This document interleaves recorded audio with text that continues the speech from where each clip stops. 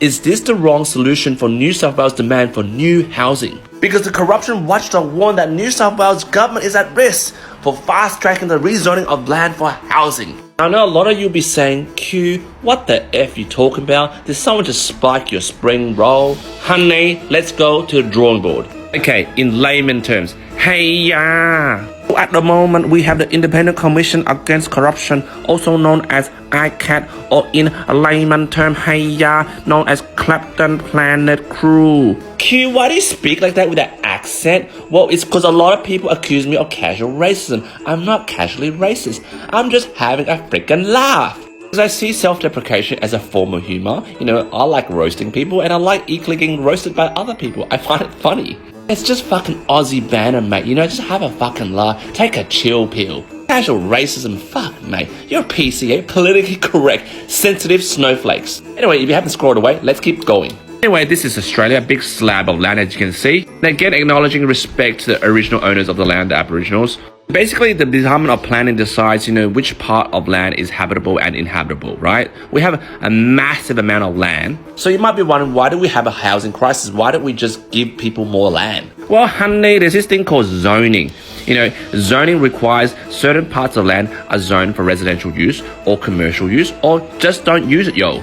Now, ICAT, which is Captain Planet or the Planeteers, are saying that favourable rezoning under the plan to rezone large swaths of land on Sydney's fringes could deliver a significant windfall to our applicant, which is the developers. As you know, developers, they develop land so they provide housing for us, right? So for these guys to access these land and get the right zoning to build what they want, either residential or commercial, they have to access the council or government bodies to gain permission. In the past years, it has been very strict for developers to access land because there's a lot of policy that they can go through. But then after Paratate came to power as our premier, apparently 2 days ago, the premier's brother is currently missing because he's facing an inquiry. Because there's current allegations of him and Jean Nassif, our uncle from Lebanon, is involved in some dodgy stuff. And just a day ago, this is fucking funny, he's claimed to be overseas at the moment. Is he in Lebanon with Uncle you-know-who? Obviously, old mate here who cosplays as Hitler said, "Oh, leave my family out of it, I don't like it."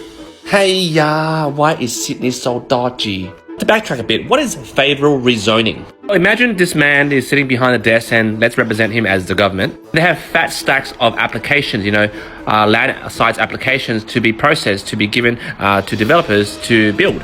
As you know, people who work in government or just government in general, they're bloody slow. Centrelink, ATO, everything is slow. Then cosplay Dom and then Home Minister Anthony Roberts, they introduced a fast-track program to get this mofo here behind the desk to basically smash a bag of MD&Bs in his mouth. And fast-track these applications for land. According to this news article, the sites for 19,000 houses in the Apen region in southwest Sydney has been announced in November. Fast-tracked. The land in Apen was supposed to be released around 2036. Right now, this Apen site has been fast-tracked.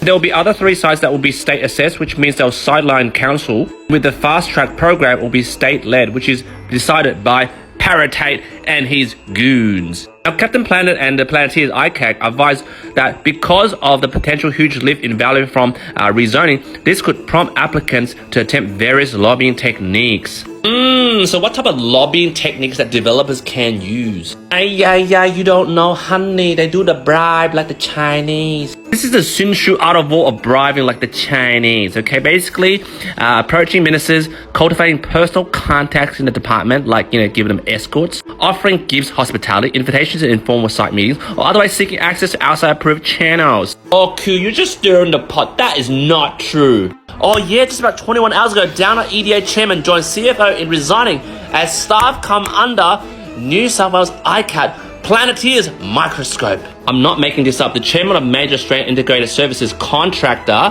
has stepped down this morning 2 days after a company's CFO resigned amidst the launch of a public inquiry. Captain Planet and the Planeteers announced it would hold a public inquiry as part of an investigation concerning the conduct of employees of Inner West Council, Transport for New South Wales and others. So what are these contractors receiving from the Habibis, from the Crouching Tiger, Hidden Dragon, Yamchas? Yes, it's not just Lebo developers. We Chinese developers do the same thing. Bribe, bribe, bribe. What are they doing? Dishonestly obtaining a benefit for themselves by favouring certain subcontractors when awarding the work for contracts. Now, how much stripper money are we talking about? Okay, Downer said post-tax earnings were overstated by $22.2 million. So where did that money come from? To quote Trump, Lebanon or China? Whatever it is, we will never know because the statewide hunt for the Premier's brother to answer all these questions is hindered by the 142-year-old law. Laws that are protecting the corrupt. And the plot thickens, and Sydney really sounds like Gotham City.